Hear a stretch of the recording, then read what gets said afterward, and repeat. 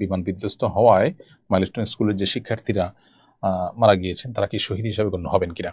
নবী করিম সাল্লাল্লাহু আলাইহি সাল্লাম 7 শ্রেণী মানুষকেই শাহাদাতের মৃত্যু বলে ঘোষণা করেছেন, 7 শ্রেণী মৃত্যুকে, যেটি সূরা আবু দাউদ সহিহ হাদিসের কিতাবে বর্ণিত হয়েছে। সেই 7 শ্রেণীর মৃত্যুর মধ্যে আল্লাহর রাহে যারা আপনার জিহাদে শামিল হয়ে শরিক হয়ে যারা শাহাদ বরণ করেছেন তাদের বাইরে মূলত 7 শ্রেণীর কথা বলা হয়েছে। তাদের মধ্যে পেটের পীড়ায় মারা যাওয়া ব্যক্তি, পানিতে ডুবে মারা যাওয়া ব্যক্তি, আগুনে পুড়ে মারা যাওয়া ব্যক্তি, তারপর পক্ষাঘাতগ্রস্ত রোগে মারা যাওয়া ব্যক্তি, তারপরে আপনার প্লেগ রোগে বা মহামারীতে মারা যাওয়া ব্যক্তি, এবং যে কোনো কিছুর নিচে চাপা পড়ে মারা যাওয়া ব্যক্তি, এবং কোনো নারী যিনি আসলে সন্তান প্রসব করতে গিয়ে মারা যান।